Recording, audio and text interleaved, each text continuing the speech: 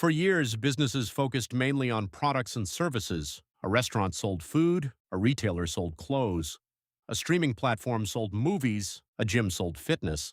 But today, something feels very different. Every business now seems to act like it is competing for attention the same way movies, social media, and entertainment companies do. Fast food chains create viral menu drops. Retail brands act like content creators. Apps constantly push notifications and streaks. Airlines launch social media-friendly experiences. Even banks, grocery stores, and delivery apps now feel designed to keep people emotionally engaged all the time. And many consumers are starting to ask the same question. Why does every business suddenly feel like entertainment? Because modern companies discovered something extremely important. Attention became one of the most valuable assets in the economy, and entertainment is one of the best ways to capture it. For decades, businesses mainly competed on practical things: better prices, better quality, better convenience. But the internet changed the entire economy. Suddenly, consumers were flooded with endless choices, millions of videos, thousands of brands, infinite products, constant advertising. Businesses realized simply offering good products was no longer enough to stand out. They needed attention first, and attention became incredibly difficult to win. That is why companies increasingly started borrowing strategies from entertainment platforms, because entertainment keeps people engaged emotionally, and emotionally engaged customers spend more money. Social media accelerated this shift dramatically. Platforms like TikTok, Instagram, and YouTube trained consumers to expect constant stimulation, novelty, and fast emotional rewards. Businesses noticed something important. The brands getting the most attention online often were not necessarily the best businesses, they were the most entertaining ones. That changed corporate strategy completely. Suddenly, businesses wanted products that looked shareable.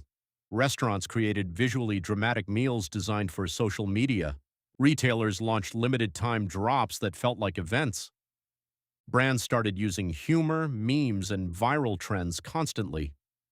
The goal was no longer simply selling products. The goal was becoming culturally visible, because visibility drives engagement, and engagement drives revenue. Fast food companies are a perfect example. Years ago, restaurants mainly competed on taste, price, and speed. Now many chains constantly launch celebrity collaborations, viral menu items, and social media-driven campaigns. Why? Because food itself became entertainment content. If people post about products online, businesses receive massive free advertising, and companies realized consumers increasingly want experiences they can share digitally. Retail brands are doing the same thing, a very high anchor, and that can backfire. Because instead of making other options look cheaper, it can make the entire range feel expensive. So companies are becoming more strategic.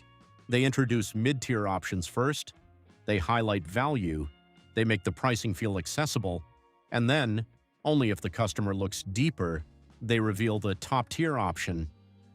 This keeps the overall experience feeling affordable, while still capturing higher-paying customers who actively seek premium products. There's also a shift happening in how businesses manage expectations. If you constantly promote your best product, it becomes the standard. Customers start to expect that level of quality, performance, or experience everywhere, and that's difficult and expensive to maintain. So by not overexposing the top tier, companies protect themselves. They create a range of expectations instead of a single benchmark, and that gives them more flexibility across their product lineup. Another factor is supply and scalability.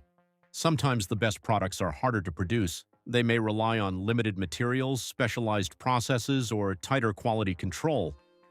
So even if demand is high, supply can't easily keep up.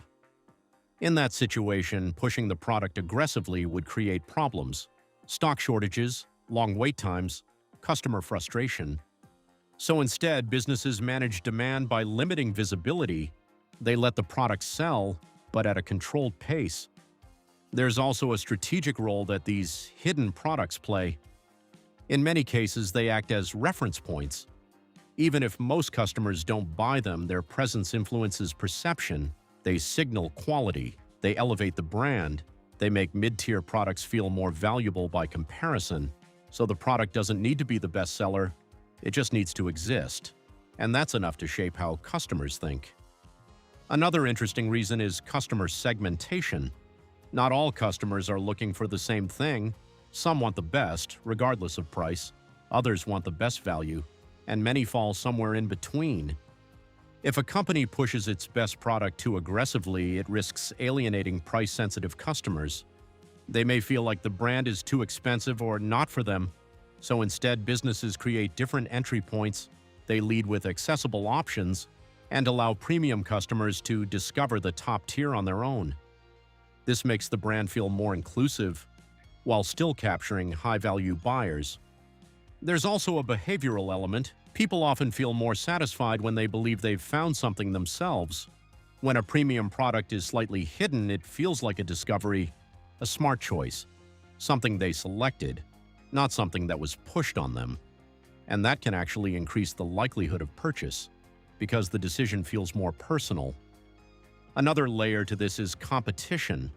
In crowded markets, promoting your best product can trigger direct comparisons. Competitors can respond, they can match features, they can undercut pricing, they can position against it. But if the product isn't heavily advertised, it flies under the radar. It sells without becoming the center of a competitive battle. So hiding can also be a defensive strategy. Interestingly, this trend connects to a bigger shift in business thinking. Companies are no longer trying to maximize sales of a single product. They're trying to optimize the entire system. Product mix, pricing structure, customer journey, profitability at every level.